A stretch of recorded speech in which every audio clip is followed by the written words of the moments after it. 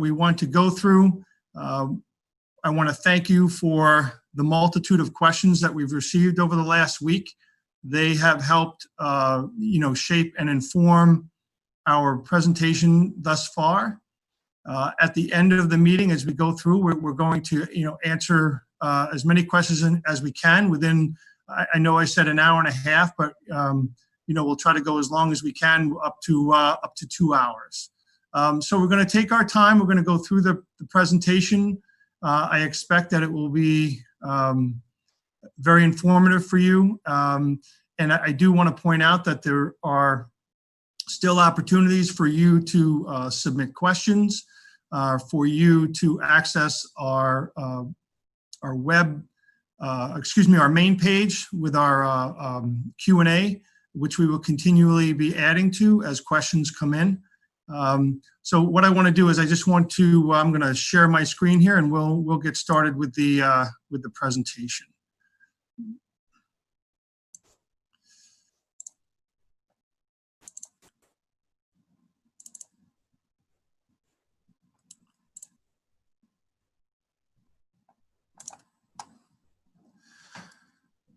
So again, I just start with our mission, our vision, and our core beliefs. Again, everything we do, including handling this particular situation, is with this in mind. And so I just wanted to make sure that everybody is aware and reminded that this is always at the forefront of what we're thinking.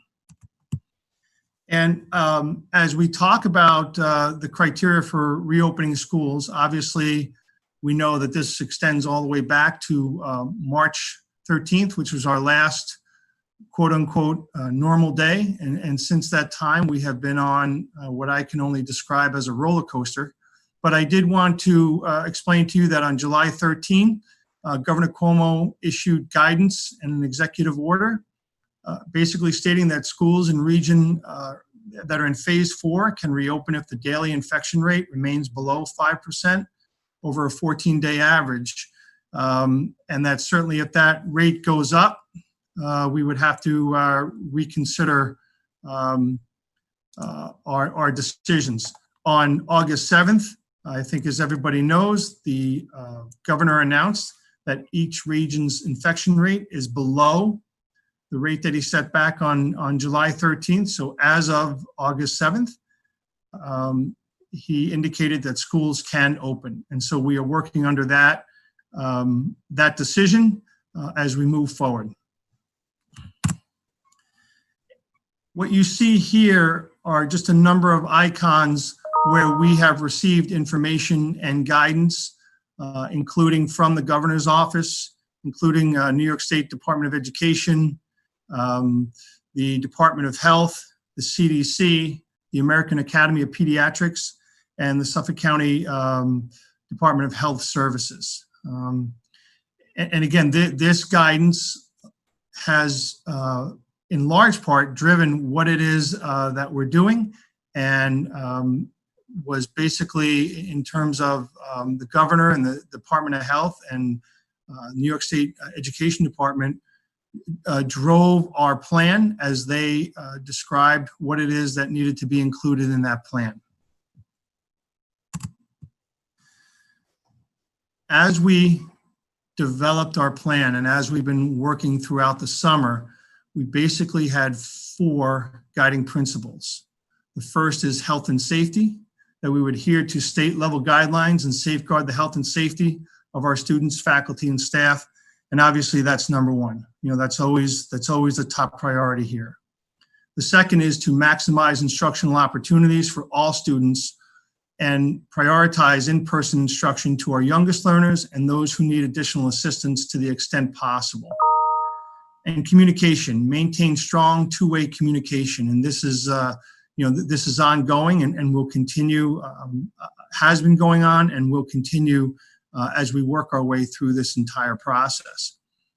And then lastly, flexibility. I think it's really important, and as I reflect on the past few months and reflect on where we're going into the future, I cannot emphasize enough, the need to be flexible and to adjust to the changing conditions associated with COVID-19. Where we are today may not be where we are in 2 weeks, and it may not be where we are in 2 or 3 months. And it's having that flexible mindset that I think is going to serve everybody well. So just a little bit about the plan.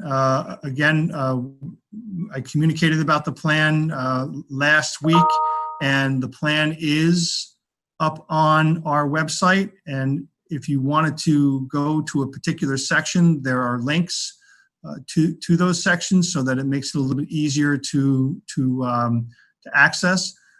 On the 7th, Governor Cuomo indicated that he wanted to see school districts pull out information about remote learning, pull out information about contact tracing, and information about screening and COVID testing, and our plans for that. And so we are working on that as well. But all of those are embedded in the plan, and we will have those pieces of information up on the website within the next few days. And as we talk about communication, early on in the summer, we set up a number of committees and subcommittees as we began our work to really prepare for the opening of school. And when we started this work, we didn't have the guidance from New York State. So we basically broke into a number of hierarchies: teaching and learning, student support services, operations, and human resources. Within the teaching and learning, we broke into subcommittees: instruction, technology, co-curricular, grading, special education. For student support services, it was counseling and our social emotional focus, as well as the role of our nurses. Under operations, you can see buildings and grounds, food service, transportation, and security. And with human resources, we have been in ongoing discussions with our leaders, our union leaders throughout the district over the course of the last few months.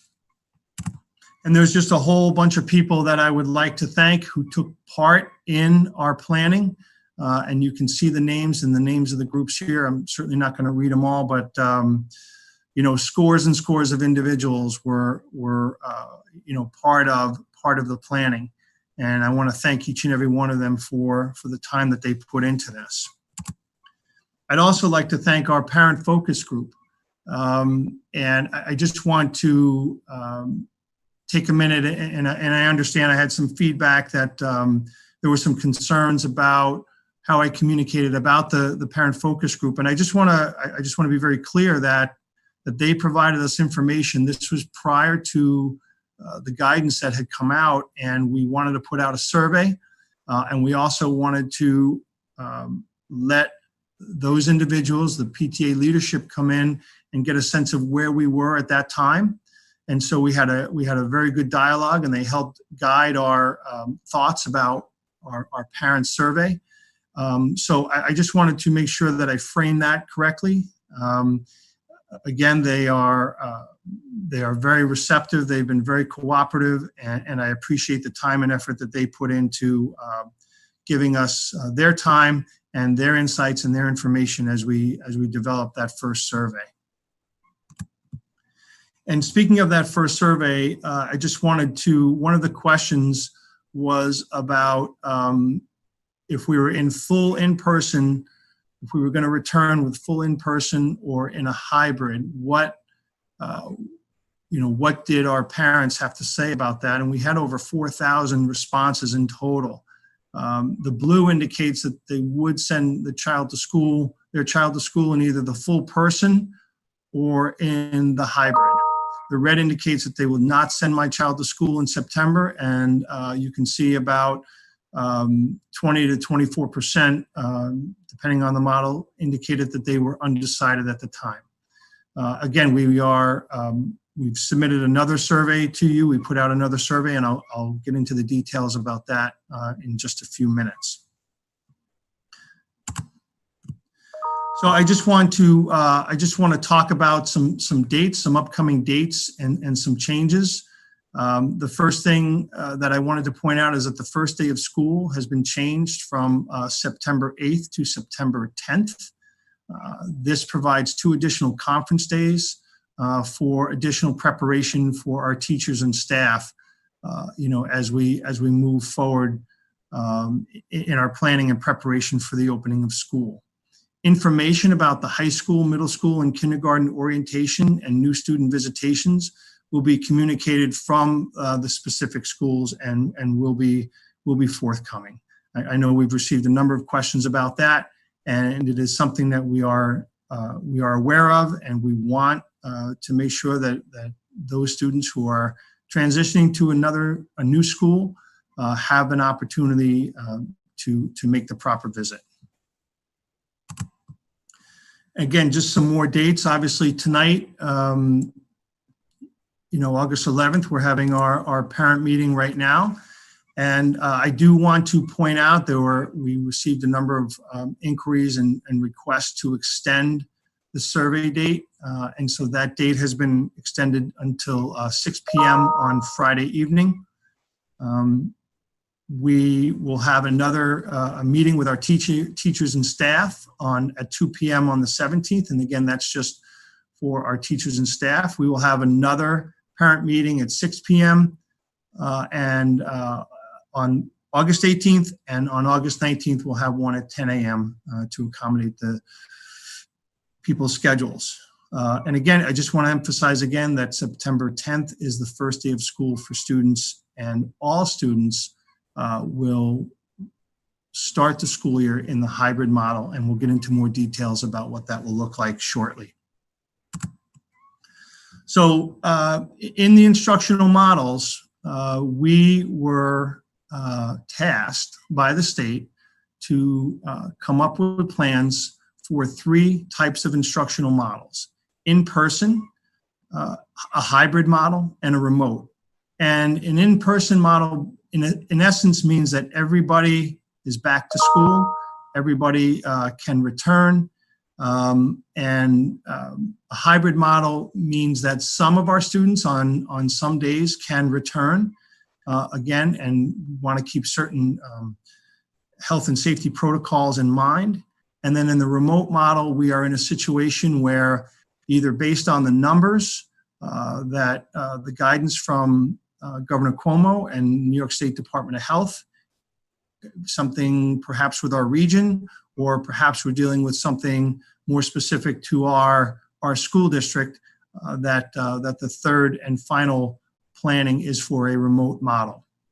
And so depending on the model, there are a number of considerations that we needed to keep in mind throughout this process. The health and safety, what do the executive orders tell us? What changes are there in the Department of Health, the SED, or the CDC guidance? What is it that we're seeing locally in terms of our infection rates? What is developmentally appropriate as we put these models together? What's our ability to separate students by cohort and class? And then logistics, and this cannot be overlooked. Transportation, food service, those things are really important. Our ability to have people move from place to place, and then staffing as well. How do we accommodate all of these models, with staffing and within our budgetary constraints? And again, just a little bit more of an explanation of our instructional models. Our remote learning for all students due to school closure. In this model, full remote, students do not report to school. All students are engaging in online learning using e-learning strategies with an established schedule that will include daily synchronous instruction. That was one of the things that we heard feedback from last year. That need for daily connection between students and teachers, and so that would be a part of the remote model. In the hybrid learning model, there'd be 2 days of in-person instruction in school buildings and 3 days of remote learning and that remote would be both synchronous and asynchronous from home. And students will be assigned to a blue-gold cohort. And then lastly, in-person, and that would be that we have 5 days of in-person instruction following a typical school schedule. Just want to dive in a little bit more into the hybrid model so that you get a sense of what our model is shaping up to be at this point. So on Mondays and Thursdays, we would have the blue group in. They would be attending school.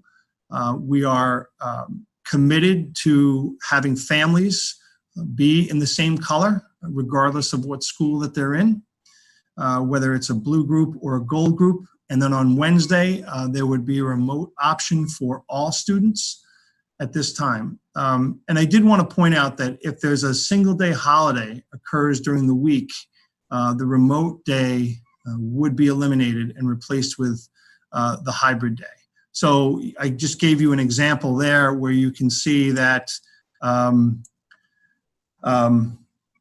if, say, we had a Monday that was off, gold would still stay on Tuesdays, but the blue day that was supposed to be on Monday would move to Wednesday. And then we would continue with the schedule as is. And I did want to point out that the blue gold designations for families will be announced by August 17th. Again, that's another question that we have received quite a number of inquiries about. And another piece that I wanted to take some time to explain to is the idea of moving. Again, as I mentioned, we are starting out in a hybrid model for all of our students. And I wrote to you that we set a target date to have all of our K-5 students back in to the district, to their buildings by September 28th. And I want to emphasize that's a target. And I felt that it was important to have a target date, to have a date that was firm. And however, as I mentioned before, and you can see here, that the guiding principle of flexibility will play a role in this. And, you know, as we've been planning and as we've been considering the direction that we want to go and the direction that makes sense for our district, I felt that it was really important that we have the time for all students and staff to have some transition time. Because I feel strongly, you know, this was a very tactile experience for me, going into some of the buildings and seeing the classrooms and actually imagining what it's going to be like when we return, because it's going to be very different than what we left on March 13th. And so I do think that there is there would be, and there's a great deal of concern and anxiety and questions. And, you know, before we made the decision to, in essence, jump in with both feet, excuse me, to jump in with both feet, that we would take our time and we would transition.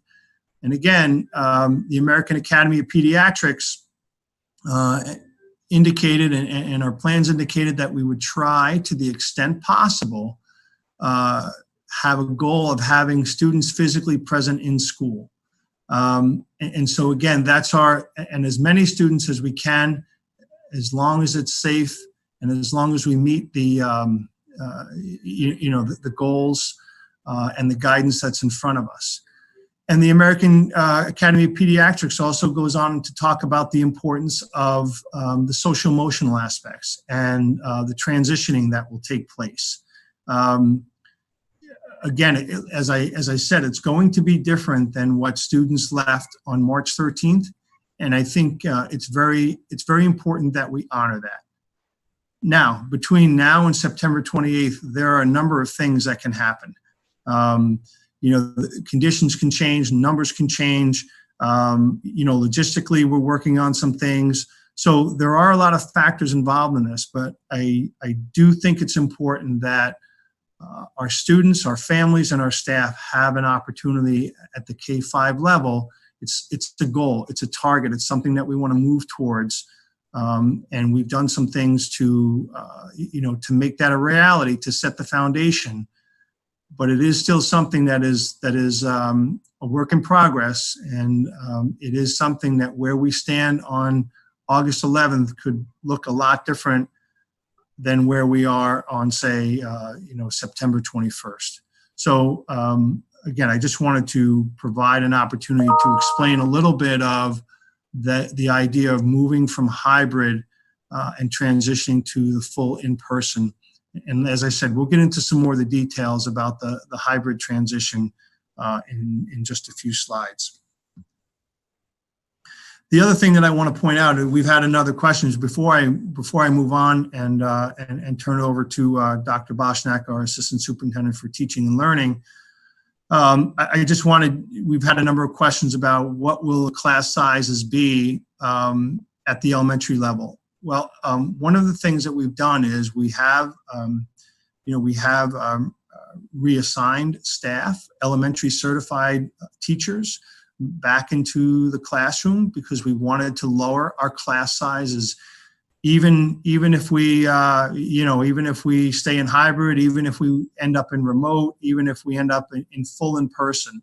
These are extraordinary times, and so I think it's very important that we that we take the time to do this. So in the hybrid model, so we're talking about an in-person class of no more than 19, and that during the hybrid model, we'll have 50% class size each day. So that on a blue day, there'd be somewhere between, 8 to 10 students in a typical elementary class, and on the gold day, you would have the other 8 to 10 students while those students were home. As we get and we move towards the in-person, if we're in person, we're talking about an entire class of no more than 19 or fewer. So I just wanted to take a few minutes and talk about the class size and let you know, again, we've received a number of questions about class size, so I wanted to make sure I took an opportunity to answer those questions. So again, we wanted to talk a little bit about our schedules. And at this point, I'm going to turn it over to Dr. Boschnack, as I said, our Assistant Superintendent for Teaching and Learning, who will review what a typical day will look like.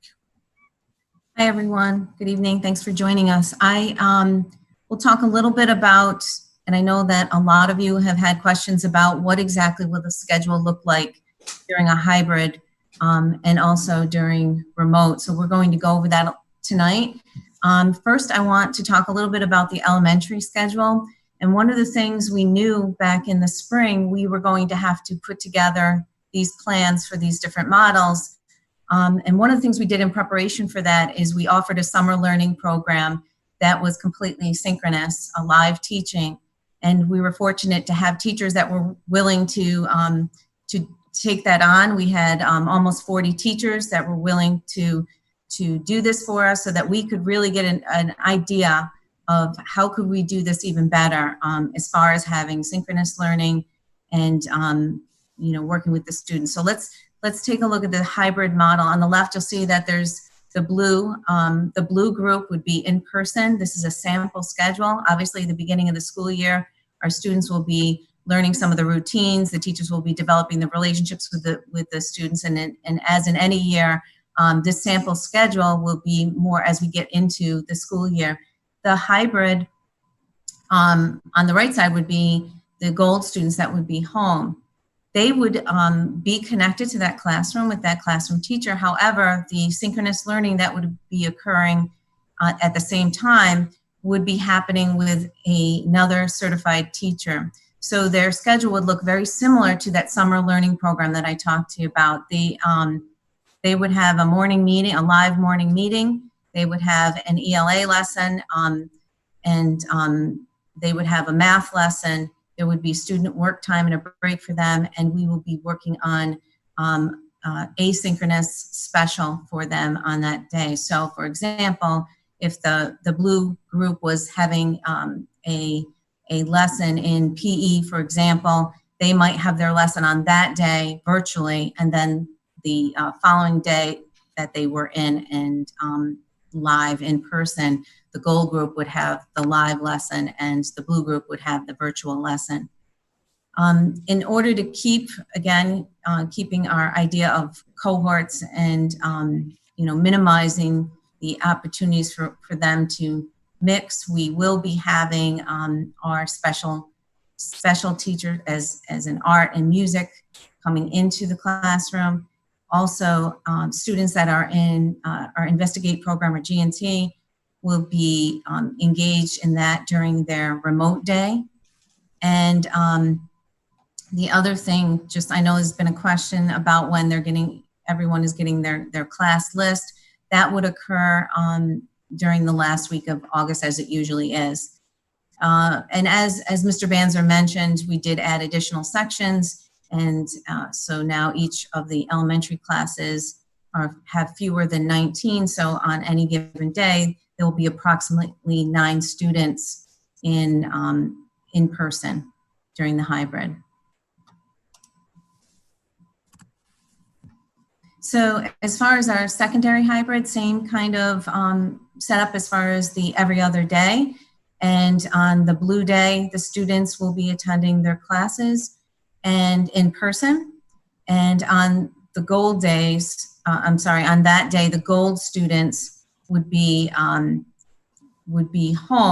and they would be engaging in asynchronous learning. So this will not be live instruction, but it will be, they will be receiving the resources and materials necessary to keep the pace of the class and be working on assignments. Similarly to in the spring when they had assignments and they worked from Google Classroom. And on Wednesdays, that's when everyone is virtual, and the teachers will do a synchronous lesson for all. It will be an abbreviated day so that we have some time built in the afternoon that will be used for the students to have some independent work time to catch up. The teachers will be working on some planning, especially for those asynchronous lessons that are happening, and collaborating with their colleagues.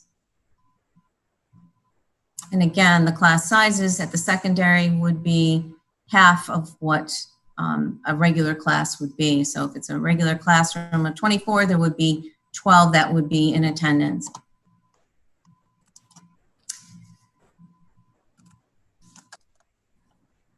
Then the next slide, and I don't know, Mr. Banzer, if you had anything to add to that, or if you want to go to the next slide. Nope, that's right. We're at elementary full remote now, correct? No, I'm sorry. The elementary full remote, yes. So this just explains what does happen if everyone has to go full remote again. One of the things that we did is we gathered a lot of input from staff, from the teachers, from the students, and from the parents, and we received a lot of information about what occurred in the spring. And we know we had a timeline that was quick. We had teachers that were doing their best and learning, taking trainings and really trying to apply what they were learning in the classroom and engaging in students navigating that as well.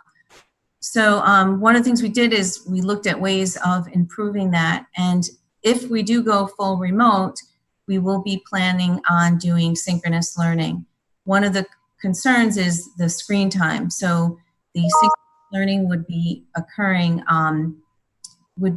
in the schedule, but we will be really looking at developmentally what is an appropriate time, especially looking at a kindergartner, for example, versus a 4th or 5th grader. Looking at what is an appropriate time to engage the students and keep it interactive for them. So in this full remote, we would have the morning meeting, very similar to the hybrid that I showed you. And there would also be the math lesson. But with that, there would be opportunities for small groups. So that teachers would be able to work with small groups of students. Some students would be for example, an AIS session.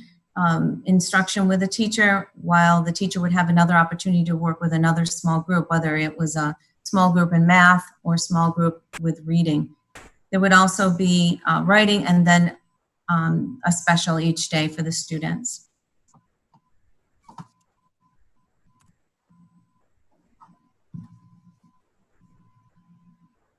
So full remote for the secondary would be also a schedule that follows their traditional schedule. One of the things we really wanted to make sure, and we know that is important to our students and our parents, is that students would still be able to take all the courses that they signed up for. We know that there are some models that districts are choosing to really focus on just the core. We really wanted to keep our schedule intact. So they will have synchronous learning for all of their classes. There will be, again, abbreviated periods in the sense at the high school level, approximately 30 minutes, leaving time for teachers if they need to work with students within that regular 42-minute period, so that there is some flexibility but not too much screen time for the students. We know that for some classes, they might require the full 42 minutes of screen time, and we realize that especially for some upper level courses, but again, having a little bit of flexibility based on what's appropriate. And then on Wednesdays would be an abbreviated schedule, leaving that time for students to have independent work time and for teachers to be able to collaborate and do some planning for classes.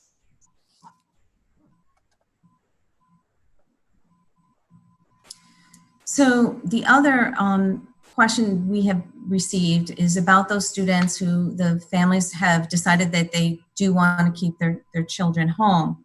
And, you know, and I've had many conversations with parents, and one of the things that we are doing is we are working on a schedule, again, to try to provide the best opportunities for our students, but also one of the things that we're planning is, you know, how many students are going to opt for that. And for us to make the real detailed plans, we need to know a little bit more information about the number of students. What we do know is that we will have both synchronous and asynchronous learning for our elementary students. We do know that we will have very similarly to the summer program, we really want to make sure we continue to have morning meetings with our students to make sure that we're connecting their teachers, that there is a math lesson and an ELA, reading and writing. We will also have specials. As far as synchronous and asynchronous, it might not be synchronous every single day. It really does depend on the numbers. But again, that synchronous, making sure that we're connecting with our students and making sure that they continue to we're providing them with the academics, the skills, and you know, the skills and the content. The secondary would be still with, and I'm sorry, the elementary model, if a family is choosing for their child, they'll still be on the roster of that class.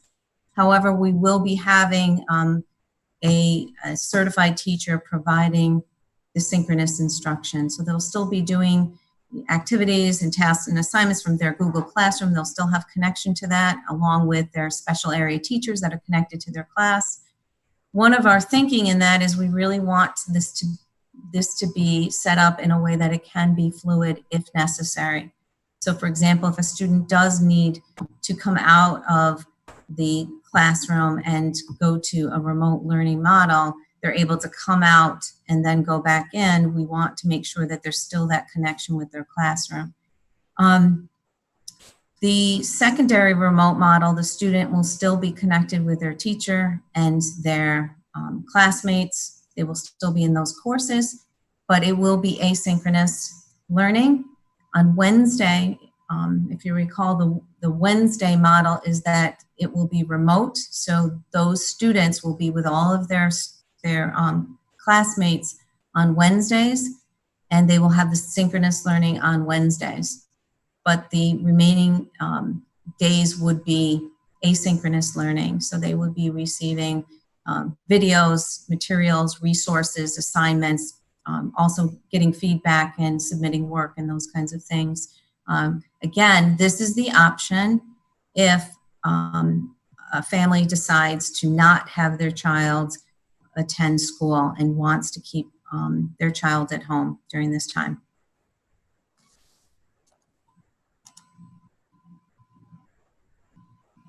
So, and I don't know, so this is, we've had, as Mr. Banzer mentioned, we've had committees that have come together, and really a lot of different committees from the task force looking at specific, there's so much to this planning, but one of the things that is obviously very, very important to us is our social emotional well-being of our students and our staff. And what this committee has really come up with is developing a focus on really building relationships, establishing routines, and developing resiliency with our students, and really helping them through this challenge. You know, there's a lot of, especially, you know, just with everything that's going on, and students, there's uncertainty.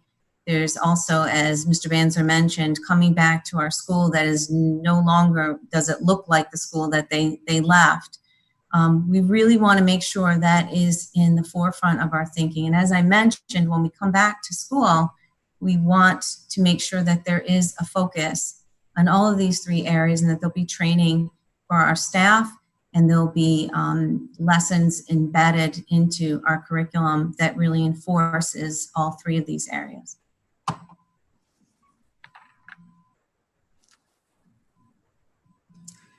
So this is also the measures that are in place to support the social emotional well-being of our students and staff. We do have a universal screening tool, and a survey will be administered early in the fall when we return.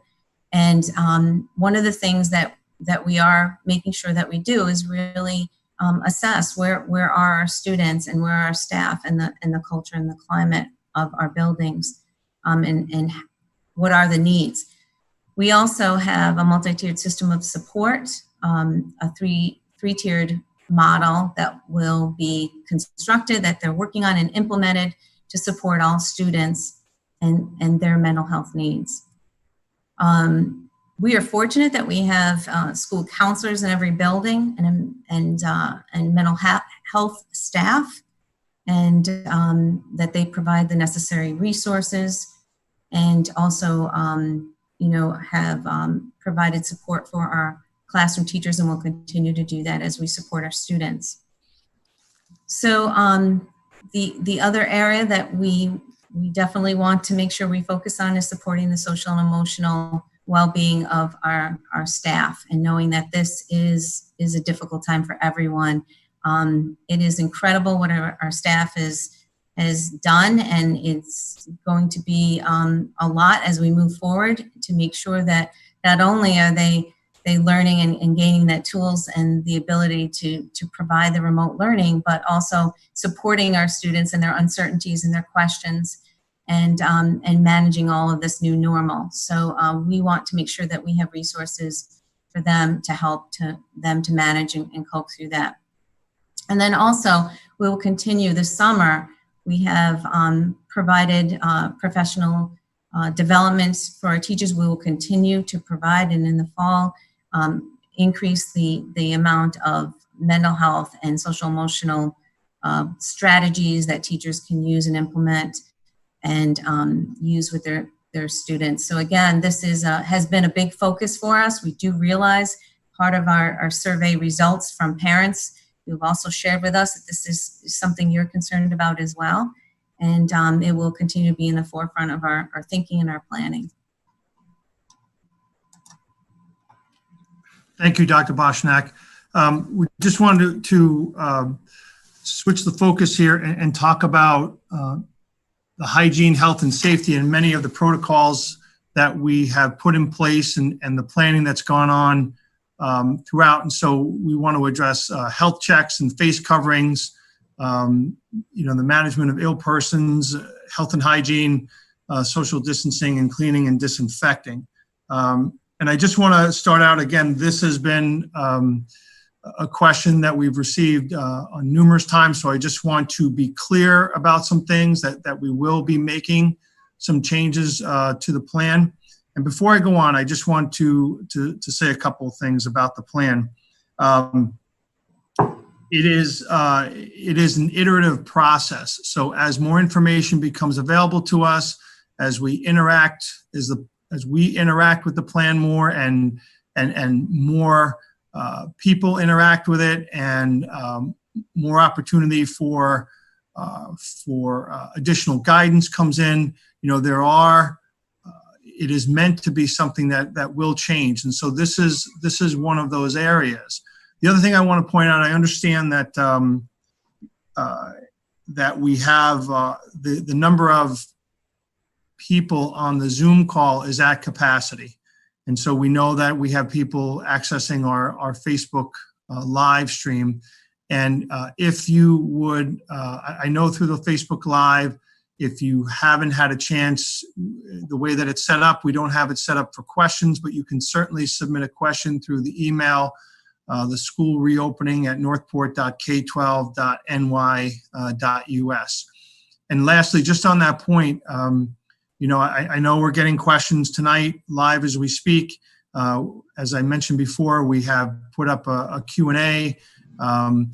We want to get this information out to you, and we're going to do it in a 2-hour segment. So questions that we do not get to tonight, we certainly want those questions, and we can respond in other ways, as I mentioned on the Q&A, as well as subsequent meetings with you all. But I just want to get back to the masks a little bit. The guidance talked about the importance of mask wearing. There's no question about that it is an essential piece of our daily routine, and it must be. There were some questions we had put in our plan about instruction, and so we're going to modify that. So when must masks be worn? When students are riding on the bus, when they're passing in the hallways, when they're entering and exit from school, in the classroom. And again, this is one of the areas that we are modifying. Anytime a student cannot maintain 6 feet social distancing and or properly use a barrier. Anytime a student is on the move.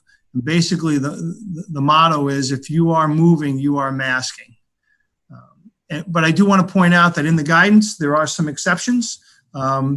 And students who are medically unable to tolerate a face covering, and we will work with families to figure out solutions as should that become something that we anticipate that we will address in some cases. Obviously, when eating during mealtime and during mask breaks. Again, as long as we can ensure that physical distancing and or a proper barrier, and we're going to talk a little bit about that term barrier shortly, is in place. And this does include the opportunity for outside breaks as well, if it's appropriate and if it can be. Again, it's something that will be encouraged as well. To kind of get outside and get some breaks that way as well. But again, I just wanted to clarify this. We did receive a number of emails about this, and I understand it. We will require that basically masks be worn all the time, including the classroom. So I just wanted to take some time and elaborate on that. There are some other pieces of this, health screening and temperature checks, and I know there's a few slides, and I would like Mr. Howard, our Assistant Superintendent for Business, to speak to some of those. Thank you. Good evening. So in order to bring staff and students back as safely as possible, there's many layers in our processes and our plans, and one of the primary layers is the first initial layer, which is prevention. So health screening and temperature checks are a very important portion of our plan. Daily temperature checks will be done both at home before a child leaves for school by the parent. It's important to note that that is a very important process because no one should be coming to the building that's feeling sick. It's for staff and students across the board. In addition to the parental responsibility, there will be a district temperature check done upon entry. Students should be fever-free without fever suppressants. That's something that obviously is a concern of a lot of our parents, is folks, giving Tylenol to their children. In order for everything to work properly, we as a school community need to adhere to the guidance that if you have any COVID symptoms, you're not attending school. And that includes, do not send your children to school sick. So it relies on all of us as school community members to adhere to those guidances. So temperature screening station will be set up amongst entrances of the school building. All of our staff will be completing a daily health screening, which includes a temperature check as well. Parents will be required to complete a periodic health screening through a questionnaire, and these will be done through an app. So we're going to have a parent app that people will be able to communicate on. And visitors and all visitors to the building must be screened and given a health check. And some are asking, what are the examples of people coming to the building? No one should be coming to the building. That is correct. We are changing things, and we'll discuss that a little later. There will be less visitors to the buildings, but there are some periodic essential visits. And I'll give an example is if a food delivery is going to happen to the back to the cafeteria. Traditionally, they would actually go to the back where the cafeteria is, the kitchen, deliver food. Now they're required to come to the front, get a health screening, fill out a survey questionnaire, get a temperature check. They're going to be logged as a person that visited the building for contact tracing purposes. And then they would be given a pass and permission to go to the back of the building to do the delivery. So there's just an example of how things will proceed for this next school year. Next slide. So things will be different for next year.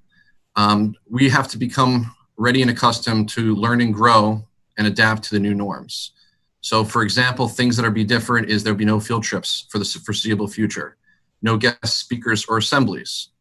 Individual classroom materials will be separated. So students will be receiving a kit for art. For classroom supplies will be stored in a personalized plastic box for themselves, not to be shared. Bathrooms will be going offline periodically through the day. Traditionally, bathrooms are cleaned and sanitized daily, and they're restocked throughout the day, or as needed. Bathrooms will be scheduled specific times, boys and girls, where they will not be accessible because they're being sanitized. Visitors to the buildings will be restricted. So things will be very different.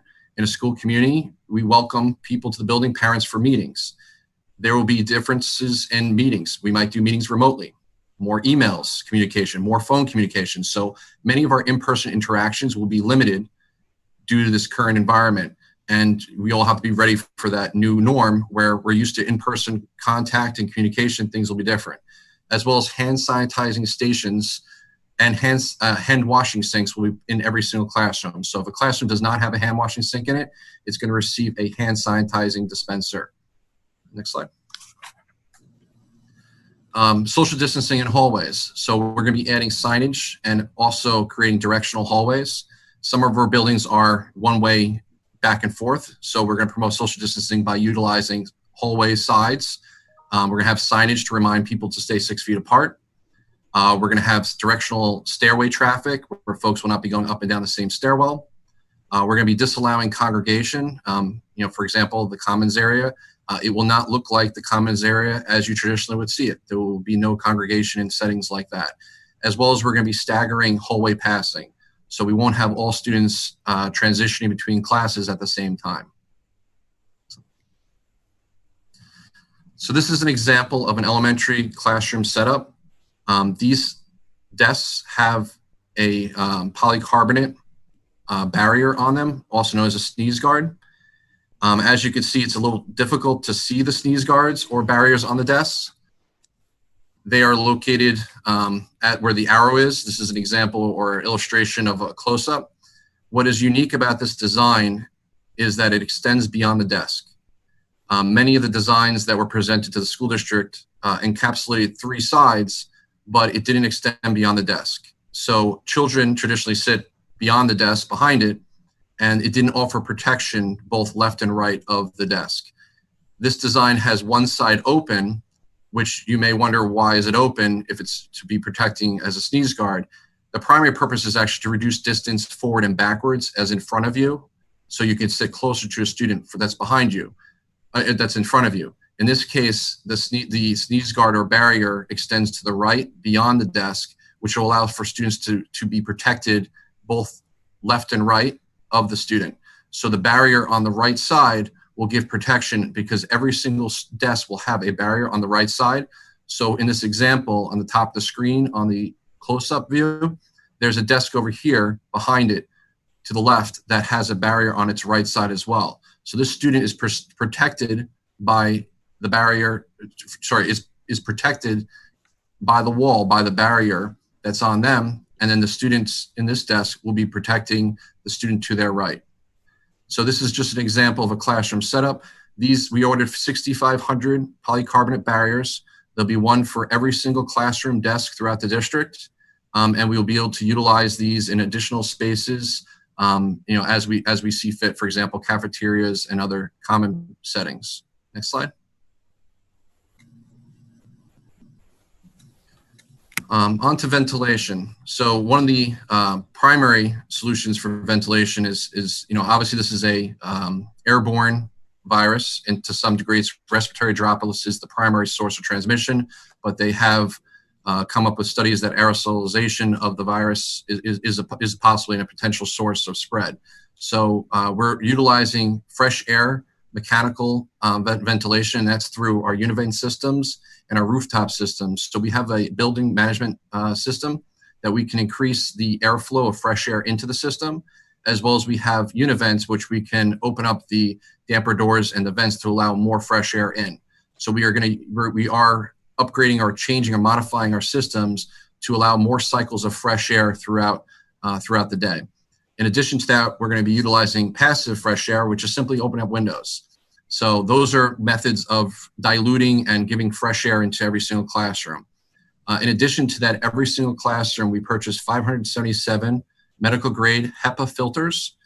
They're for every single classroom space, in addition to libraries, main offices, and various other locations throughout the district. What this filter is it's a HEPA filter, but it's a HEPA filter with additional filtration abilities. So this is a H13 filter, where a traditional H11 filter would filter down to 0.3 microns.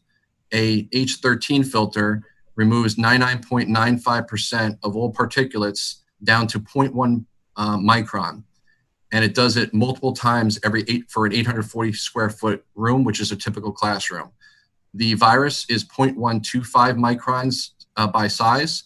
And traditionally, the virus will be adhering to either dust particle or a water particle as part of a respiratory droplet, or if it was aerosolized. So these filters are able to filter down to the viral cellular level multiple times an hour and 99.95% of all particles. So in the event that the months become colder and windows aren't open as much, these filters will be very effective in cleaning the air multiple times per day. In addition to the classroom HEPA filters, we're going to be installing and upgrading our rooftop units, for example, in spaces like our auditoriums or any of our large spaces, to a MERV 13 filter. That's the type of filter that the governor recommended all malls to have in order to open. So we'll be upgrading those filters. A HEPA filter is equivalent to about a MERV 16 through 20. Our filter is closer to the 20 range. These are MERV 13 filters, and this is what the minimum standard that the governor recommended for malls to reopen. Next slide. So cleaning, disinfecting of our schools.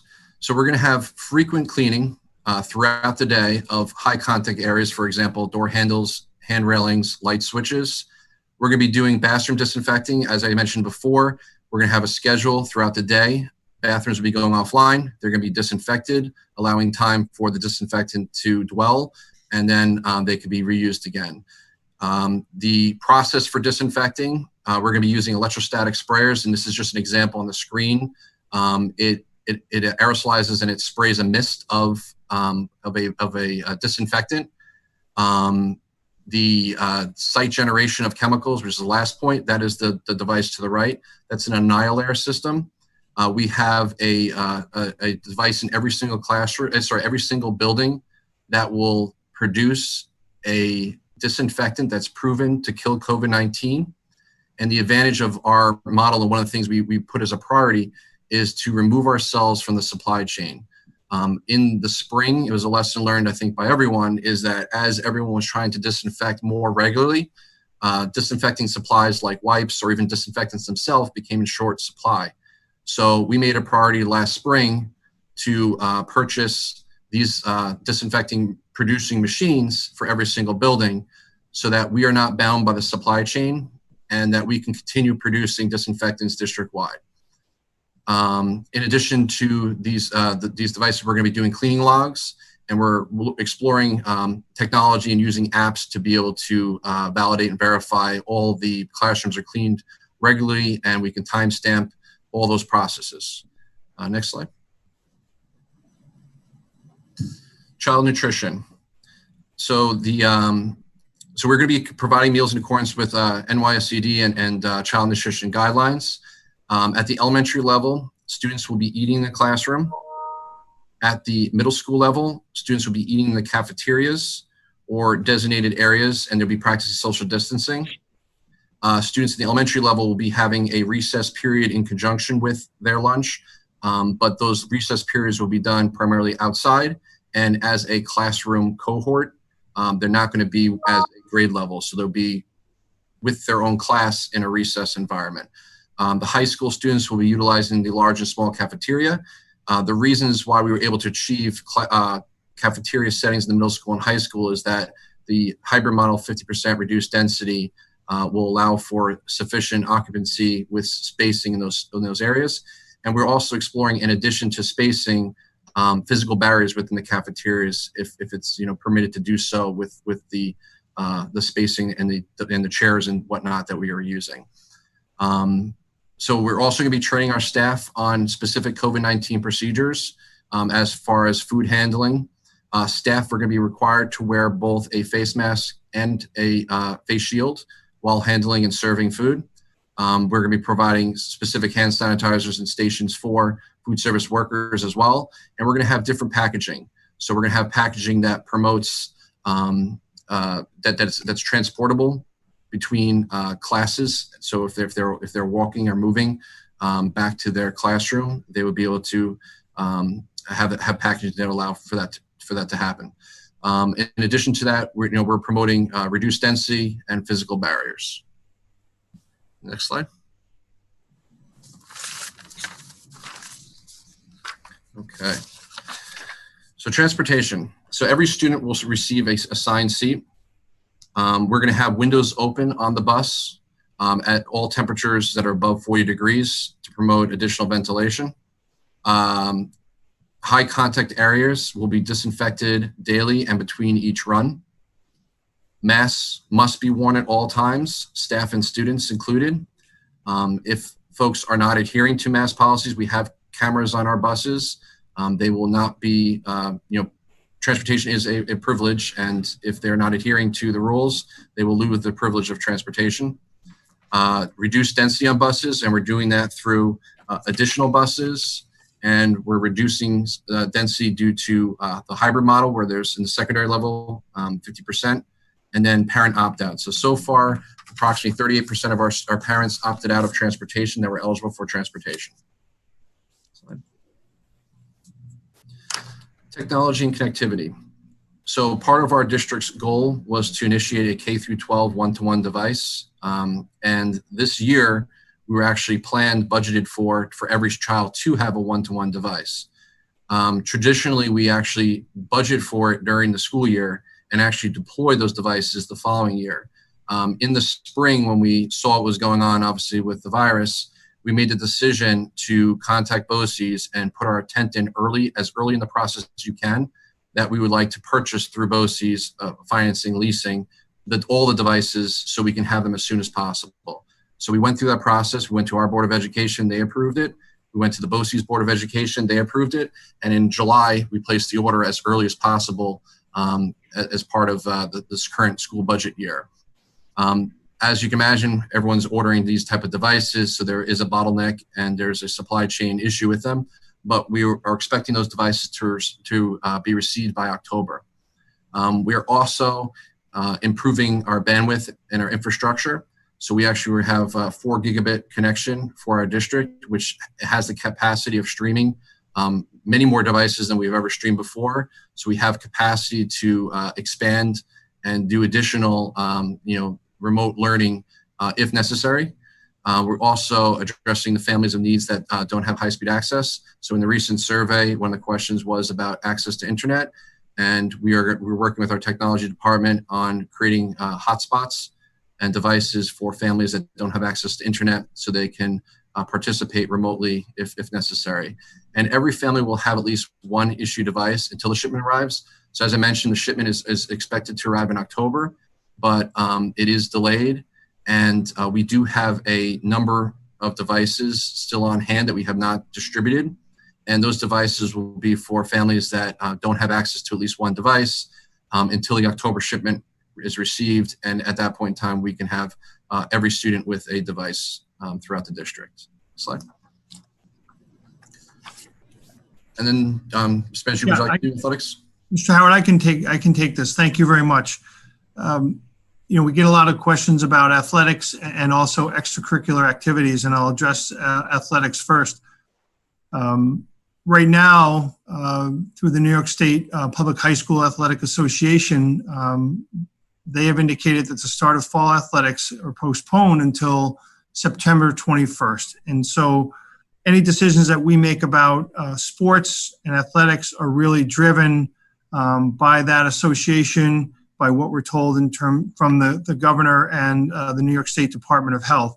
So right now, unfortunately, we're in a situation where we cannot move forward with athletics until we get further guidance from the Department of Health and the New York State Public School Athletic Association. There's a link there.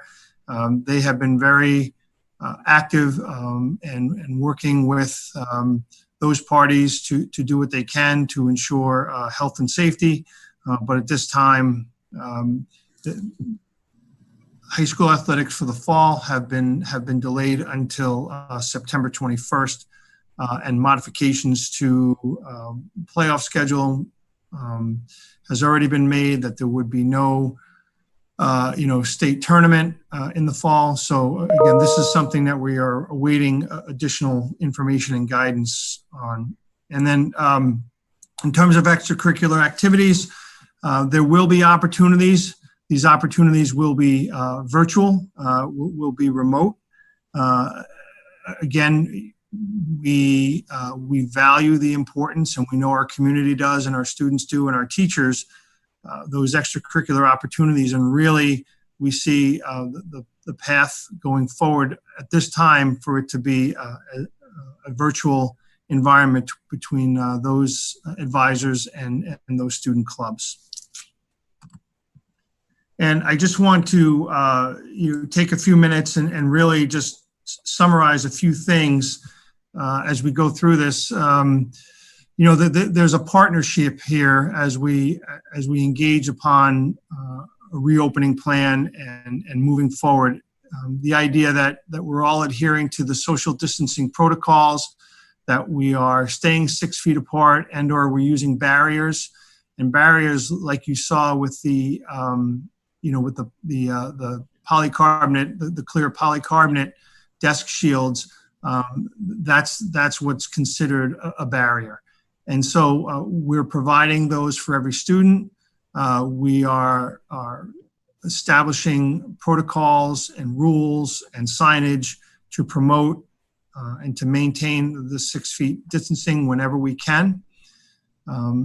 We also, again, want to take some time and clarify the wearing of a mask, and just be clear that we're talking about the classroom as well, in addition to all of those other areas.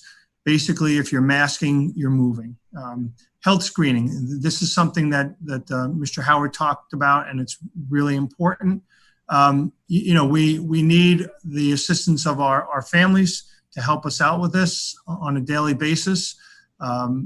Get a sense of how your child is feeling, and if they're not feeling well, have them stay home. And again, there's a threshold in terms of temperatures, and that's 100 degrees Fahrenheit.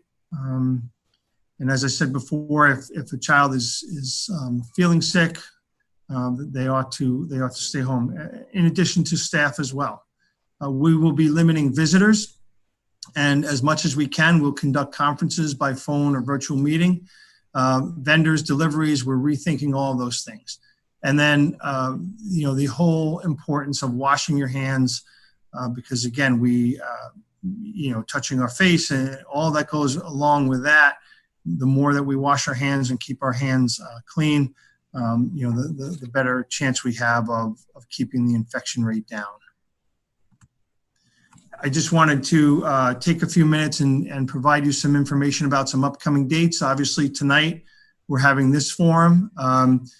I want to reiterate that the August 14th survey due date has been extended to Friday, 6 p.m. We will be having a meeting with our teachers and staff, and actually that was just adjusted to August 17th. August 17th, and we're going to send out a revised here because there were some last minute changes to this, but the parent meetings will take place on the 18th and 19th, and the teacher meeting will take place on the 17th.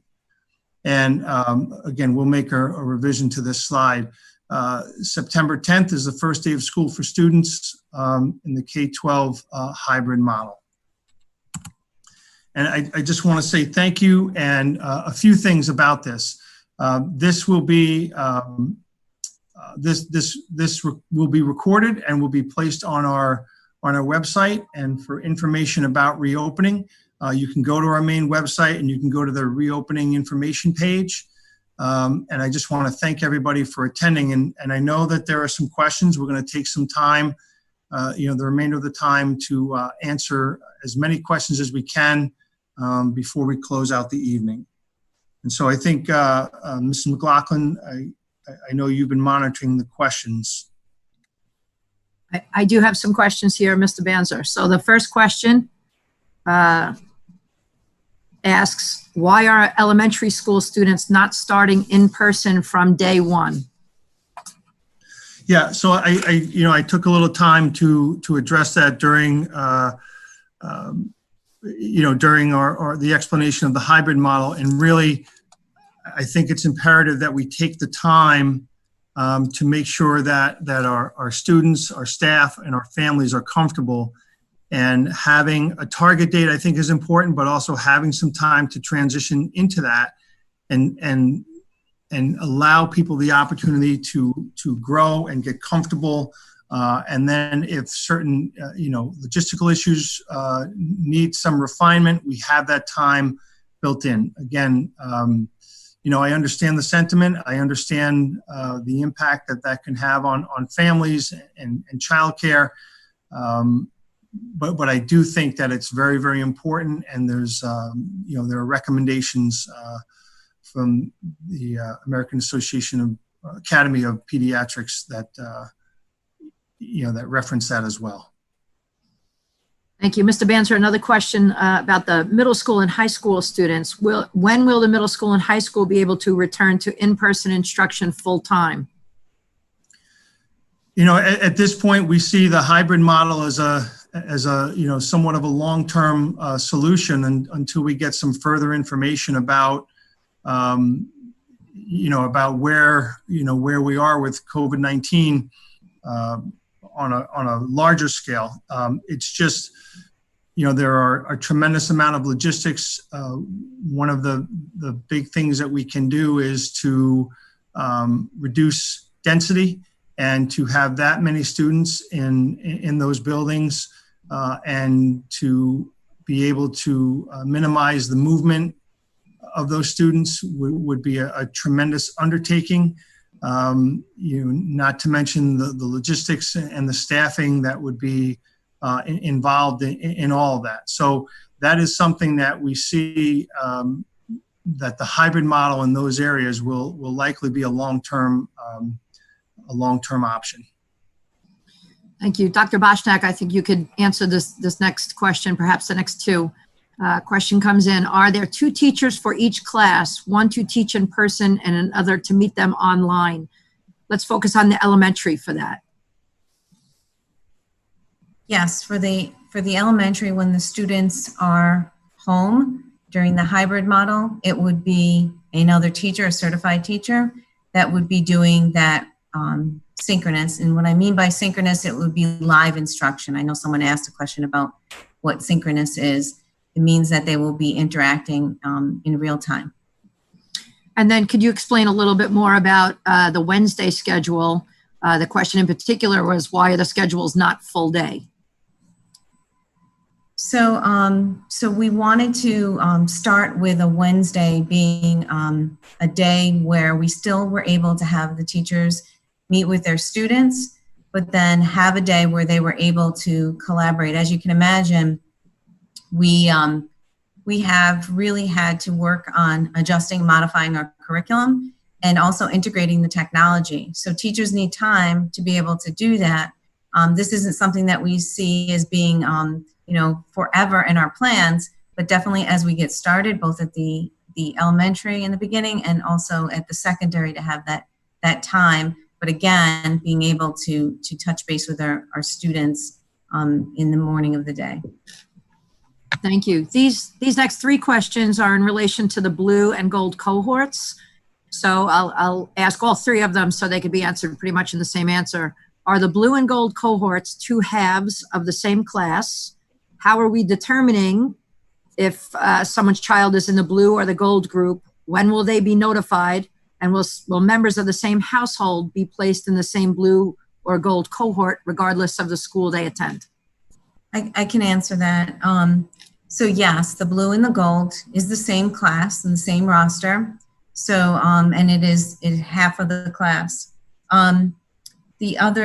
The question about it would be the same household, that is our goal, to have students in the same household, whether they're an elementary and a high school student or a middle school student, that we have worked it so that they're aligned.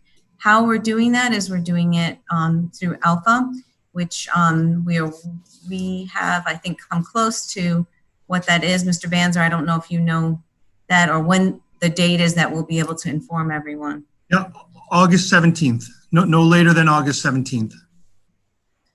Thank you. The next two questions are about 100% online instruction. A parent asks, if I'm not comfortable sending my child back to school, do I have the option for my child to participate in 100% remote instruction? And if you opt into the remote instruction, will it be binding for the full semester? So we are able to have students participate in remote learning. And what we are asking is that if a family does ask to do that, that they would commit to that until the end of October 30th. And then we would be able to have them re-enter. I know there was a question about why are we going to let someone, you know, leave the hybrid model and then return and do it that way.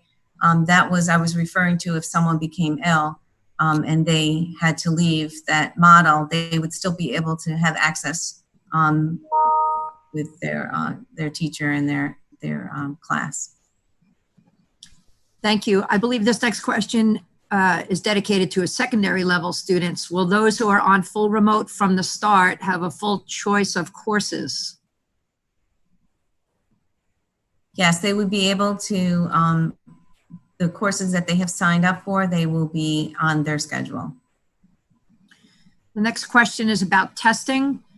Will the district be doing COVID testing, or will parents and staff have to get their own COVID tests if necessary?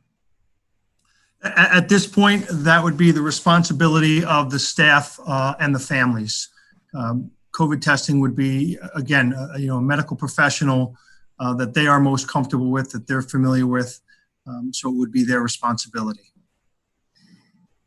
We could give guidance on, how to access that information, how to get, how to sign up for appointments and things like that. But facilitating the testing, we can't do at this point. Thank you. That's Shannon D'Antuono, our Director of Student Support Services, who oversees our nurses, and they've done a tremendous amount of work investigating all of the things that are changes to all of us in the health world, the physical health world. The question is, Middle school extra help from the teachers. Will there be the ability to schedule Google Meets with the teacher for extra help? I'm not sure if the student is somebody who will be attending school or completely remote. So can maybe somebody address extra help? Sure. So that's, we will have extra help for our students. Like I said, details of the schedules are going to be forthcoming, and we will be working with our teacher leaders, our principals, and really finalizing those plans on how that all works. And like you said, I'm not sure if they're referring to a remote or in person, but we definitely want to make sure that we're supporting our students in what they need. This question may have been addressed, but Mr. Banzer, perhaps you can elaborate on the answer. The concern is we're allowing students to come out of in-person and go back into school, but not to go back, and if they choose remote at the start. I'm not sure I understand fully the question, but let me rephrase. You suggested that there's a date that parents have to commit to if they're choosing to keep their children home remotely at the beginning of the school year. Could maybe speak to the rationale there in terms of that first quarter? Sure. Again, we need to, we need to have a sense of our numbers. We need to have a sense of where everybody is and what our resources will be, and get routines established. But if you're talking about a student, and so I'm referring to somebody who's in a full remote situation there. But if you're talking about somebody who, in essence, goes out because they're ill or they're suspected of being ill and they decide to come back, that would be, that's a typical situation that we deal with all the time. So just because if somebody was sick, whether it was COVID related or not, and certainly if it was COVID related, we would want to have the assurances that, that their tests were negative and they met all the protocols before coming back. They would be welcome back. Thank you. The next question speaks to the issue of wearing masks all the time. And I think there's this requires some clarity because parts of the plan that were written, that were posted to the website, indicate that there are a lot of exceptions to mask wearing full time.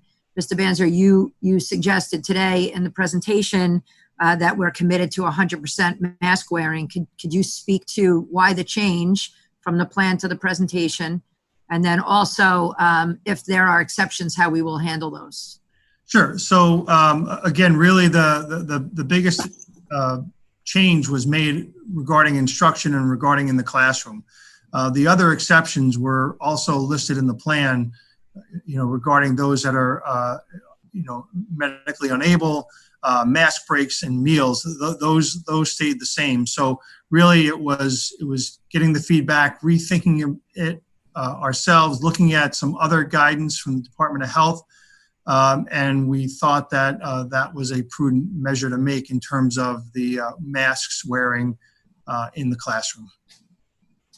Thank you. A parent asks, what happens after October 30th for folks who choose full remote learning? Can they continue remote, or do they have to switch to in-school? And that probably is an elementary school question. Yeah, so it's really just an opportunity. It's a benchmark for us. If it's working for an individual in their current situation and they want to stay there, we certainly understand that is, that we would continue that. We just wanted to give people a deadline and an opportunity to know, okay, when is there an opportunity to maybe make the switch? Which is why, we picked the end of October, which is very, very close to the end of the first quarter of the school year. This question is probably for Dr. Boshnak. How will reading, writing, and phonics or foundations be taught on the remote day in the elementary hybrid model? The parent indicates the plan currently only mentioned one ELA synchronous lesson. I'm sorry, Irene, was that you said on the remote day or on full remote? In the hybrid model, when the students are home, how will reading, writing, ELA, foundations, how will that be taught? Right, so that will be with the certified teacher. They will be teaching on that day. As I said, we have a framework, but especially for our primary students, we want to make sure that they have the foundations and that we are building in the schedule based on the levels of the students and what they need. The details around that will be worked on with our instructional coordinators, our principals, and our teachers. Thank you. A question about grouping at the secondary level, particularly at the high school. How are the groups allocated? For example, this parent's daughter will be in 10th grade, but takes a number of classes with 11th grade students. Is there a chance she'll need to go in all days if it's based on grade or year? No. It's based on course, and it's based on the color of her cohort. So, Mr. Banzer, if a student is in the gold group, she will attend school on the gold days, and whether she's in a class of all 10th graders or a mixed class of 10th and 11th graders, half of her class essentially will be in the classroom with the teacher.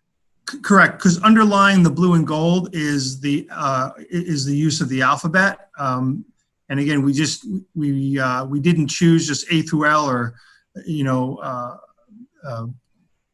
M through Z, just because again that may not be as close to 50% as we need. It'll be somewhere in that ballpark, but we wanted to choose colors just so that we can arrange things, particularly because in one building the alphabet may work and in another building it may not work, and so we didn't want to get into splitting families either. We want to try to keep families on the same color day during the hybrid model. Two different questions came in. One asked for a picture and someone else asked for a video, what the classrooms will look like, and can we post that for parents and students so they can be prepared? Sure, we can do that. This question is, again, about starting in a hybrid and then going to remote. The parent suggests that it's an inconsistent experience for children for a few weeks of hybrid, and then to go to, full in-person. What's our feeling on that, further confusing children and stretching out the adjustment time? Yeah, no, I certainly understand the sentiment. And as I said before, I do think that that transition time and allowing all of us, the adults, the students, the families, to make that adjustment has merit. I think, again, particularly at the beginning of the year, the emphasis, we want to get people in the classroom. We want to get, going with learning, but we also want to take our time and building a comfort level as we kind of deal with this new normal. And we know that there'll be an emphasis on ensuring, that the social emotional needs of our students and our staff are met.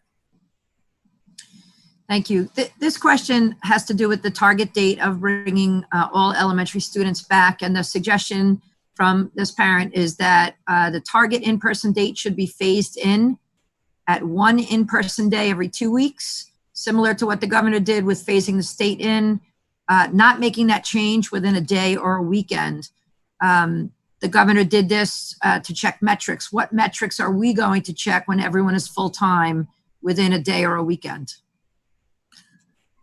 Sure. So again, we set a target date. We're going to be looking at it. As I said before, there's flexibility built around that. If there's a set of circumstances that come up, whether it's our local metrics, what we're seeing something within our district or in our region, that might indicate that we can continue to move forward, or it might mean something that we have to postpone it.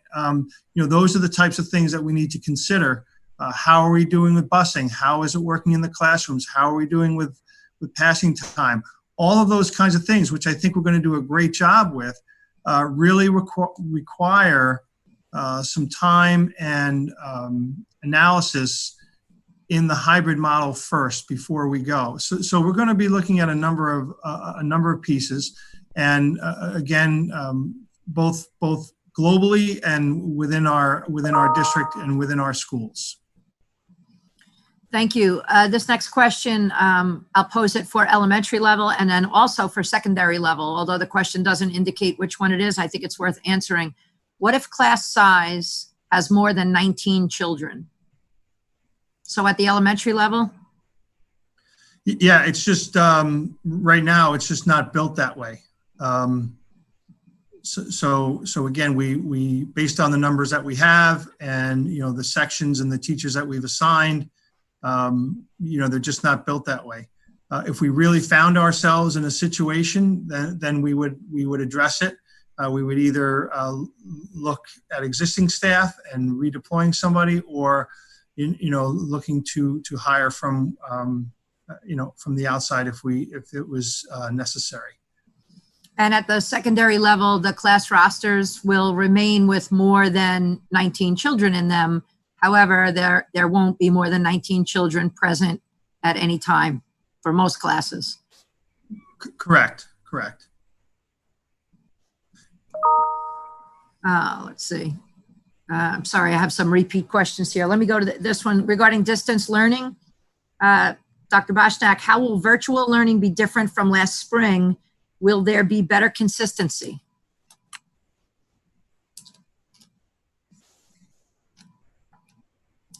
So yes, and as I mentioned when I spoke, the elementary summer program was something that we wanted to try as far as a model for what we would be able to offer our elementary students, and that is going to be synchronous, and there will be a schedule. And as far as the secondary, they will have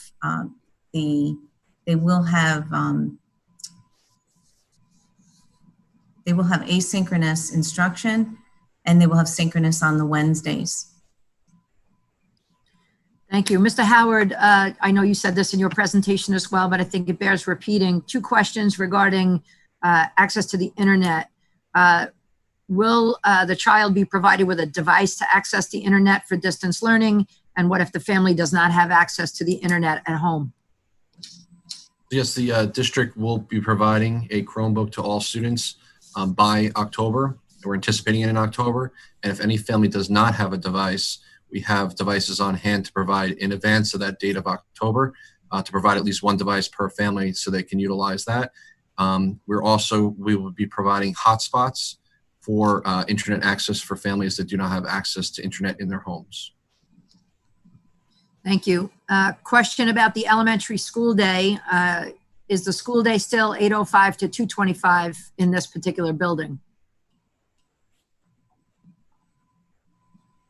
Yeah, the general schedule will not change. I mean, there may be some slight adjustments, but right now we don't anticipate the day changing.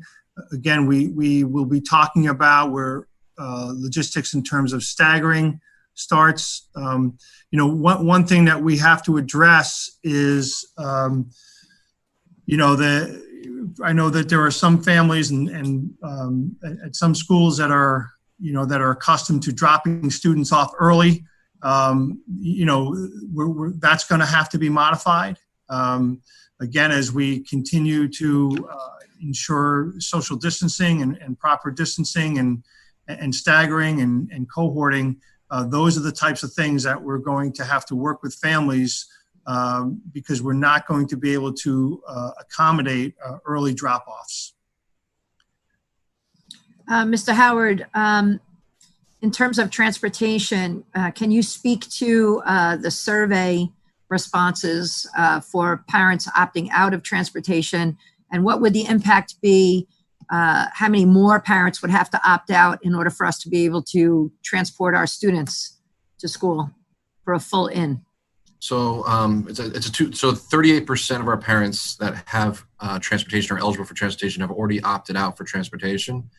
What we're working on is we're adding additional buses, and this is the challenge. It's not just a financial challenge, it's an accessibility to buses and drivers. So we are reaching out to our contractor to secure additional large buses but they are limited in the capacity that they have for both drivers as well as large buses. So we're working on that and exploring that. But currently we're building models to reduce density to approximately 50% on buses. So the 38% that have opted out brought us significantly closer to that. In our hybrid model buildings, like our middle schools and high school, we will achieve the social distancing requirements that that we expect. Our elementary building, we're still working on getting that number, but we're working on additional buses to help supplement any extra families that are getting buses. But in addition, families that are in the same household can sit together. So our goal occupancy may be slightly higher in bus routes that have family members that can seat together. Thank you. And just to reiterate, students will be required to wear masks on buses. Is that correct? Students and staff at all times while riding the bus will be required to wear a mask. No admittance onto the bus. And if they do forget a mask, there will be masks provided on the bus, that we'll have stocked in each bus. Okay. Mr. Howard, how many classrooms, I don't know if this requires an actual number, but how many elementary school classrooms can fit 19 students with social distancing of 6 feet? I don't have the exact number, but some buildings have an easier, because the layout of the buildings and the classrooms themselves can achieve the 6-foot social distancing. But the goal of the district is to utilize as much social distancing as possible and then use barriers. So the guidance is for barriers or social distancing. We're going to enhance social distancing to the extent possible by reducing our class sizes. And then we're also having physical barriers in addition to that. And can you speak, Mr. Howard, to what our principals and what our custodial staff has done in terms of assessing each classroom within the building? So every single principal and their head custodians went classroom by classroom to do an evaluation of setting up a classroom for a 6-foot social distancing on all sides, and then a separate model where they utilized a barrier configuration, how many students they can fit. So many of our classrooms with barriers can exceed well over 20 students. But we put a cap at the 19 or fewer because we want to allow for as much spacing as possible throughout our elementary buildings. Thank you. Dr. Boshnak, can you speak about at the elementary level how the students will receive instruction in science or social studies, and then also speak to what will be happening Wednesday afternoons? So as far as the remote learning, we are looking to embed science and social studies in our math and our ELA instruction through those synchronous learning opportunities. And then on Wednesdays, there will be, as we're in hybrid, the Wednesdays will be for a shorter period day, and then there will be opportunities for teachers to be able to plan and collaborate. However, when students are all in, that will be a regular 5 days, regular schedule. Thank you. And Dr. Boshnak, has the district used the summer to give teachers training for remote learning? I think I would extend the question to last spring, when we were all remote last spring, and the summer to provide training, professional development opportunities for teachers with regard to remote learning. Absolutely. And what has been, we have taken advantage of is there's been a lot of offerings online, both by our teachers sharing information and providing those sessions online for their colleagues, but also for having consultants that we're offering. So not only are they learning those strategies and those tools, but they're becoming participants, and they have been teachers as well as being the student on the other end. So we have all summer long, teachers have been engaged in PD. Thank you. Question, is the full remote a current option for anyone who chooses it?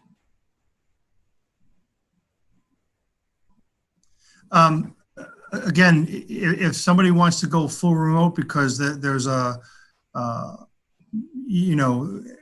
guidance talks about being uncomfortable or for some medical reasons for either them or a family member, we certainly will entertain that. Again, so it is available. It is available to families, and we want to provide whatever modality we find ourselves in. We want to provide that opportunity for our families. So the answer is yes, it is available. The intention of it is for families, for students who feel uncomfortable or have a medically vulnerable themselves or a family member. The question is regarding synchronous learning opportunities for the elementary students who opt for remote learning, but not a similar model for the secondary, especially higher level classes. Can we speak to the philosophy behind that decision or the parameters that are set around that decision? So as I had mentioned, we value the choice for our students, and we value that they're able to take elective courses along with their core classes. So instead of limiting our students, for example, a typical senior needs approximately 3 credits to graduate. And instead of limiting to the graduation requirements, we wanted to be able to provide our students with those options, again, having an availability if they choose to go back, that they would be able to pick up those courses and continue in person. So we had chosen to do that, and in order for a student to have that level of choice in 9 different options, 8 different for students who have a lunch period, this is the way that we were able to accomplish that and have students. We also know that at the secondary level, they are able to handle that independency, generally speaking, better than the younger students. We do realize it's a challenge for some. We do realize that, for our upper level courses, some of the feedback that we received was that it had prepared them for college and in organizing themselves. Some students provided information that they liked the flexibility, especially with asynchronous, that they could go back and see a video and replay it at their own pace. So there are some advantages. However, we realize it's not perfect. But again, we balanced out, do we want to provide our students with choice, or do we want to just provide the bare minimum this year of courses needed for graduation? Thank you. This parent writes, the slide indicated that families need to commit through October.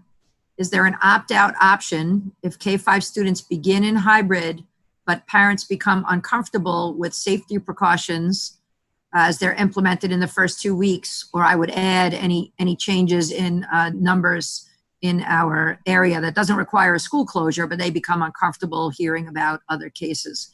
So is there an option to go full remote after the school year begins? That's a great question. And again, we would be working with families, as we transition, we would certainly work with individual families who had a special circumstance. And I just want to take a minute. I know that through some of the emails and some of the questions coming in, I think there's some questions about, what about our music ensembles, our band, chorus, and orchestra. And, I think everybody knows, the reputation of our music program. And certainly there are challenges in front of us. There's no doubt that, we have to rethink how we're doing things. And the idea of having ensembles together is a challenge. There's no doubt about it. They're talking about the fact that if you are engaged in some sort of instrument playing, if it's a horn or a woodwind or singing, that they're talking about a minimum of 12 feet. And so we understand that those are concerns, and we have our music folks, Dr. Mergen, and our teachers looking into what can we do. If we can't do what we've done in the past, which at this point we can't, then what can we do? So I just want to say that is still under, we're still investigating that, knowing that the guidance document and the guidance that are that we have in front of us at the time, and certainly the music department understands it. The district understands that health and safety comes first, and we're going to do whatever we can within the parameters that are set forth in front of us. Thank you. Ms. D'Antuono, there are some questions surrounding the universal screening tool. So the question is, who's designing it, or is it something that's been designed, and what are you going to do with it? And can you also address K1 and 2 students? I believe the slide said that the screening was for grades 3 through 12. We can't hear you. Yeah, got you. So we are working with a company that has a standardized tool that starts in grade 3. What will it be used for? It's going to be used to create that MTSS that we have, and help us create the tiers of support, and really to help us identify every student's needs, so we want to make sure when students come back in that they will be supported through that MTSS. So 80% will be supported in the tier 1, 15% in tier 2, and then, the last tier would be for the 5%. In terms of the K-2, what we were working with the company to do is we expanded it to allow families to participate in the survey, so that the K-2 parents could take it. But that's something in K-2 classrooms, they're doing the morning meetings, they're doing daily check-ins, whether remotely or in the classroom, but we could certainly create a tool. It's just not going to be standardized.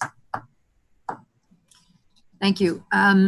Along the same lines of social emotional health, and I don't know if Mr. Banzer or Mr. Antuano is going to answer this, is there a plan to address the social and emotional health of students and staff specifically for Northport Middle after the considerable upheaval last year? So we had students who obviously were moved to other schools, and then their school year ended abruptly in March, as did all students. How would the social emotional health of the students at Northport returning to Northport Middle School be assessed, and is there anything special that will be happening for them? So again, I've been in contact with Dr. Haas, and I know he's looking at orientation for his 6th grade families. So that is something that that will be forthcoming. Again, I think in terms of the staff, they have been through a lot, this particular year, and again, I know that informally they have relied on each other. It's something that I think we need to consider further, and I'll confer with Dr. Haas in terms of some thoughts around that particular idea. But just to build upon that, the survey tool will be used to, once again, identify what students need additional support. The purpose of the screening tool is to really measure stress, trauma, and any student who needs additional support. So that will certainly help those middle school students, and then we could design appropriate tier 2, tier 3 supports, to make sure that everybody gets what they need. In terms of the adults in the building, one of our focuses that our SEL team agreed upon was self-care for adults in the district. So really doing and providing strategies so adults can focus on self-care, which we often forget about ourselves and take care of our kids, whether they're our own or our students. So we are creating like a Wellness Wednesday type of mailing to our staff that will have strategies that they could both use within the classroom, but also to support self-care. Thank you. Mr. Banzer, will there be SCOPE programs in our elementary schools? Yes, there will be, and there'll be before and after school programs. And again, they are, we've been running our SCOPE program. You may recall that during, from March on, that we had to provide childcare for our essential workers, and we did that. We did that at Pulaski. And again, they understand what the protocols are for under the current situation regarding COVID, and they would be expected and have demonstrated that they can follow those protocols. Thank you. Mr. Howard, maybe you can answer this. Are face shields allowed in place of a mask, or is it in addition to a mask? You mentioned face shields when speaking about our food service workers. So face shields are proven not to be sufficient as far as a PPE in alone. So you have to have some sort of physical barrier separation.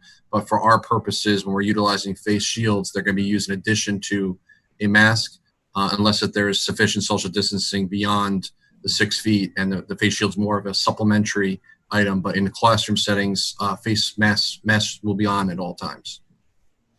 Thank you. These next two questions are about temperature checks. Will all students be temperature checked, even though parents say they're okay? I would assume that means on a survey. And then will temperature checks be taken during lunch so that any students who have been given Tylenol, I guess in the morning, will accurately be assessed? And what happens if it's found that a parent sent their child to school with a fever? So I think one of the things that we, again, we are going to rely on parents. There is a partnership here. We are going to check our students as they enter the building. Currently, there is no plan to check them midday. However, one of the requirements of the plan is that we hold a training on, what the signs and symptoms of COVID may be, and any particular student. So again, in the course of the day, regardless of whether or not there's Tylenol, a person can become more symptomatic of whatever it is that they have.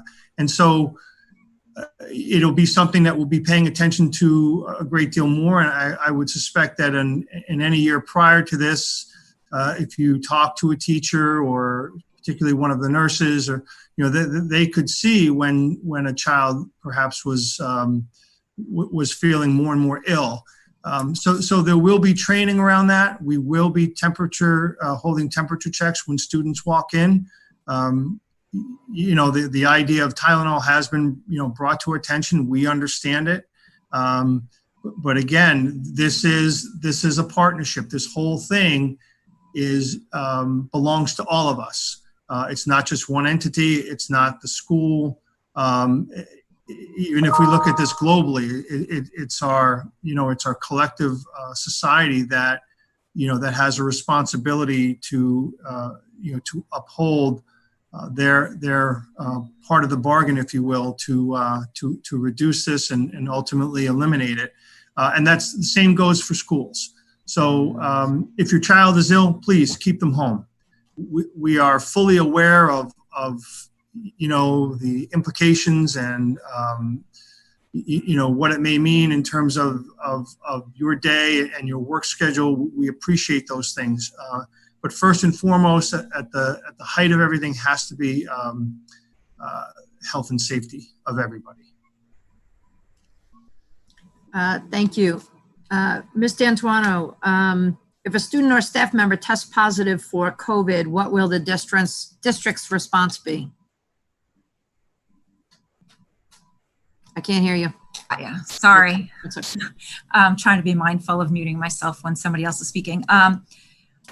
Depending on how we're alerted, really what the protocol is going to be, if somebody comes or is symptomatic by any of the CDC symptoms that are listed on the website, and they go to the nurse's office, staff or student, they will immediately be isolated and sent home with directions to contact their doctor and be evaluated, and then they can return if they have a medical documentation or a COVID negative test. So if they test positive, that's when we would alert the Department of Health, Suffolk County Department of Health, and we would help them facilitate the contact tracing efforts and alert families that may have been exposed, to the students that may have been exposed, as well as staff members. Thank you. And then in terms of a COVID-19, would there be a COVID-19 testing requirement for students and staff members to return to school after experiencing symptoms? So once they're quarantined for the allotted amount of time, it's usually 10 days post, from the symptoms to the end, they're allowed to return to school, but that would be facilitated with the Department of Health, the return. So the Department of Health would identify the quarantine and isolation period, and we would be a part of that conversation. And we would also be a part of the plan for them to return in conjunction with the Department of Health. Thank you. Mr. Banzer, perhaps you can answer this question. If there is a viable vaccine that becomes widely available, do you know if it will be required for school attendance, and will schools then return to full classroom learning without these protocols that we're speaking about? Yeah, I don't know. Certainly that would be the call of, federal agencies, and certainly, when appropriate it would be the decision of the New York State Department of Health. They oversee all aspects of vaccinations. So really, we would be taking, if we get to that point, we would be taking our guidance from the New York State Department of Health.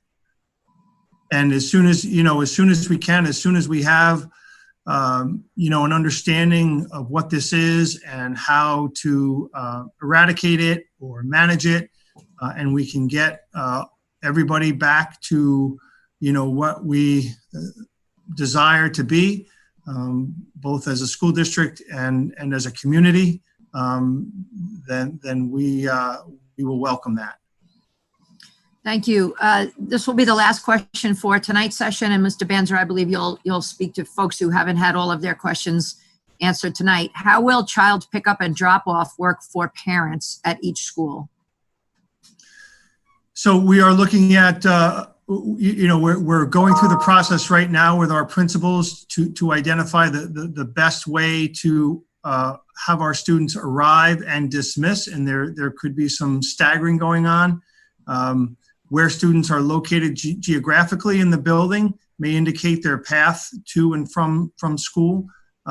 We are giving that a great deal of consideration, and we are working to finalize that with our principals. We know that our buildings are very different, and so the answer for one school may be different for another school. Thank you. Those are all the questions I'll be asking tonight. And I just want to say, we've been at this for nearly 2 hours, and I want to thank everybody for being a part of this tonight. This will be this is being recorded and will be posted to our website, and certainly it'll be available for people to refer back to. We have 2 more opportunities for our public, at least 2 more for our public to to hear from us. Certainly along the way, as more information becomes available, and there needs to be an update in one way, shape, or form, you'll be hearing from me, you'll be hearing from the district. And as we move closer to the beginning of school, you'll be hearing more and more from your principals. If you did not have an opportunity to have your question answered or read tonight, and I appreciate that we were able to answer as many questions as we did tonight. Please, we have the email, and we've been receiving literally hundreds and hundreds of questions, and we have taken those questions, we've categorized them, we've created a Q&A, and we will continue to add to that Q&A. I'm sure there'll be more questions generated after hearing this presentation tonight, and hopefully it answered a lot of questions for those that are those that are participating tonight. We understand that we reached capacity pretty quickly, and so we will be making some adjustments to our next presentation to ensure that the pathway to access to this meeting in whatever form flows more freely. Like I said, I know that the Zoom got filled up pretty quickly, and we are streaming on Facebook, but we will make sure that is a little bit seamless as we go forward. Again, we will be in communication. We will continue to communicate with you as we get new information. Please, if there's new questions, please submit them, but also please take the time to go through the Q&A that is now posted on the website, because there could be an answer to a question that you're thinking of, and it could already be there. Again, I want to thank you for your partnership. I want to thank you for your cooperation, and I look forward to interacting with you in the very near future. Have a good night.